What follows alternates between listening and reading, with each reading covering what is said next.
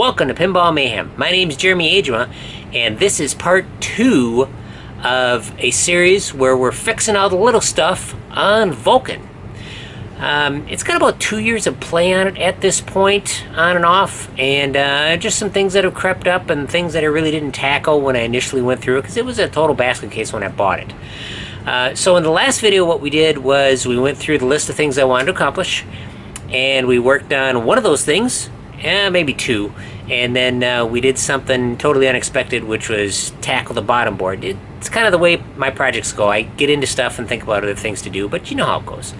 So please check out that last video if you're interested in seeing that, which we kind of go through putting in some T-nuts in the back that hold the head to the body, and of course working on the bottom board just a little bit. Didn't spend too much time on it, but it took me a long time to do it, but I didn't video too much of it. And the other thing was starting to tackle the weak flipper issue. In this video, we finish the weak flipper issue, and we also look at another issue which cropped up. My son was playing it after one of our live streams, and it went to 5-ball on him. It's like, what the heck? So I show you my troubleshooting technique there. So hope you like this video, and please like the video. Of course, if you like it, hit the thumbs up and hit the subscribe button. Tell other people about our channel, and check out the live streams. So thank you very much. Here we are over at the instruction manual for Vulcan, which is really great for this next troubleshooting step. After we got done with the first stream, my son played a couple games, and one of his games went to 5-ball, and I was like, boy, that's really weird. What can cause that? Well, Gottlieb has this really nice feature on here called operating instructions, which basically what it does is says, it goes through all the steps for the machine starting up, and what's more important in our case is it goes to steps with the machine ending the game. And it says here, 3 to 5-ball adjustment changes number of plays, blah, blah, blah, blah, and it will trip the last ball relay BX through switches A, U, rivets on the player unit disc, and the O relay. So the game is working perfect, except for a very occasional miss on the ending on 3-ball.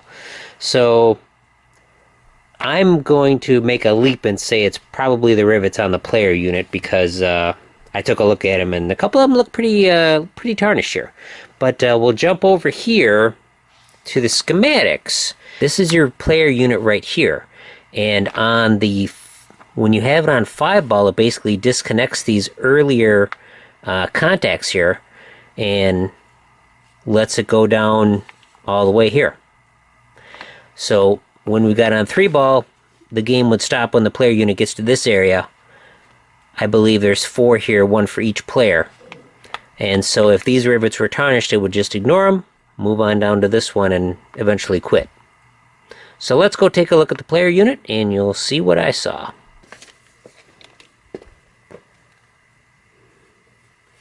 Not sure how well this is going to show up, but the upper rivets there, I believe, are what is connected to the part of that 3 versus 5-ball, and also there's a couple down on this side on the very edge, and these are the ones that are at the very edge of the unit. So I'm just going to clean those with a little bit of Brasso, and I'm just going to use a toothbrush. And we got some of this here. Now Mark's Basement Arcade, he uses 3M Scotch-Brite, which is fine too. Nothing wrong with it.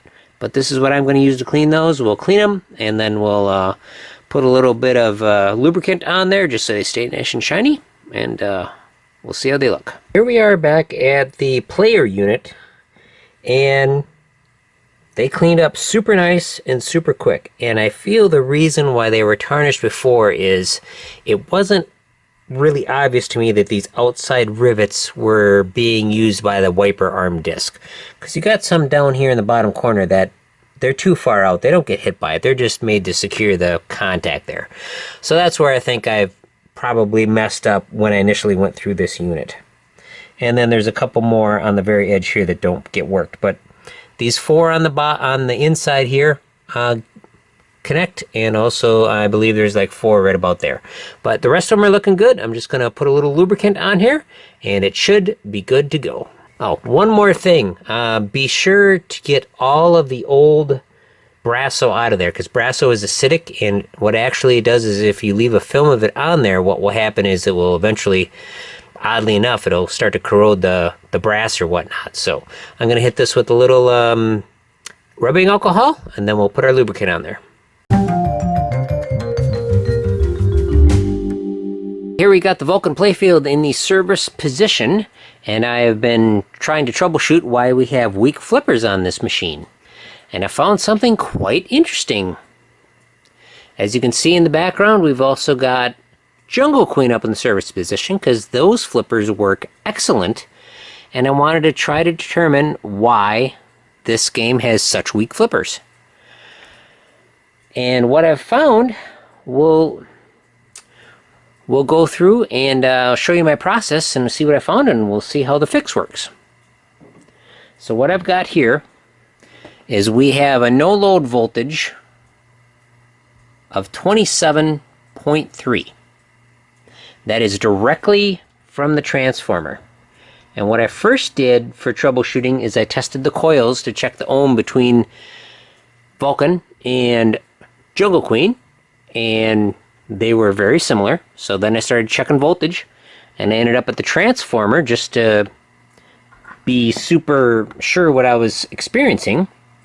And what we've got here is a lower voltage on this machine for this transformer. These are actually different transformers.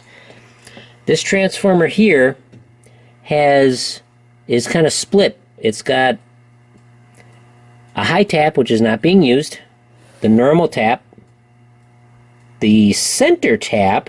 So normally a game would be set on normal and center, and then this one has two separate windings for the lighting. So we've got a total of 5 taps up on top. Let's go over to Jungle Queen. We'll see what that voltage is. Here we are on Jungle Queen. Let's rotate this around a little bit. And what we've got here is 29.7 volts. So that's a couple volts more. What the heck?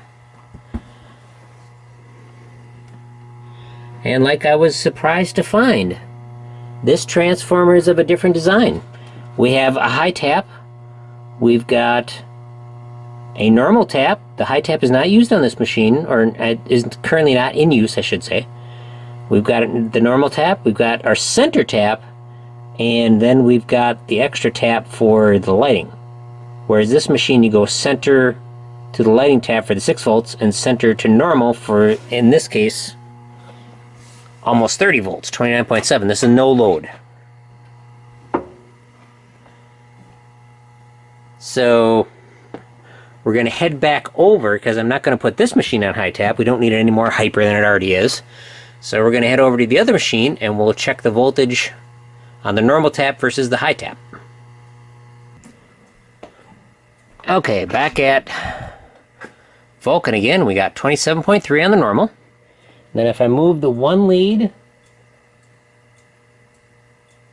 to high tap, now we got 30.6. So I feel that this game is a good candidate to move that lead from the normal tap to the high tap, and we'll see what happens. We should be good. Okay, got a little more light on the subject, and as you can see, I have moved the red wire from this middle tap, the normal tap, over to high tap. And I've left our center one there in the, it says start on this one for whatever reason, but that's just the way they labeled this particular one. So that will give us a couple more volts, and we're gonna put the playfield back, plug her back in, and test it out.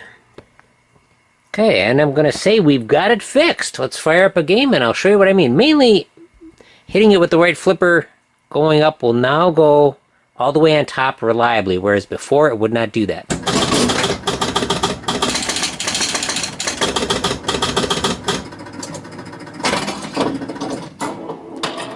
Do a soft plunge here.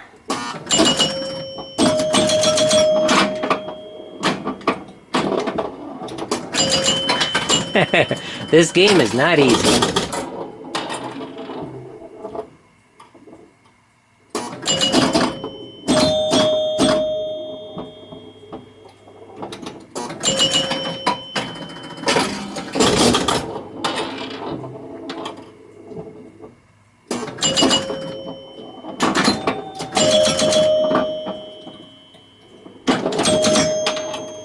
There we go, right up to the top, nice and good. That's so much better than what it was. And there we go. So I'm not sure why this game has the two totally separate windings for the for the 6-volt. Yeah, that's true. That me moving it to the high temp would not affect that. So the other thing I can think of is they needed some more amperage perhaps for this one, because we got a lot of extra lights in the attract mode that we don't have in Jungle Queen. That's the only thing I can think of. But what we do have to fix, what you can see, is we've got some intermittent bulbs up here, and that's because all these bulbs are kind of they're in a string that's riveted together, and what happens is after time the rivets loosen up, so we got to resolder them and hopefully make them all bright again, because these bottom ones are working, but there's one up down here and here, and we also got a couple in the playfield now I got to fix. We got an intermittent one over here, and we've got one that's very dim right there. And I'm sure there are others that'll be popping up, but just fixing these little things makes the game so much better, but we'll fix that in the next episode.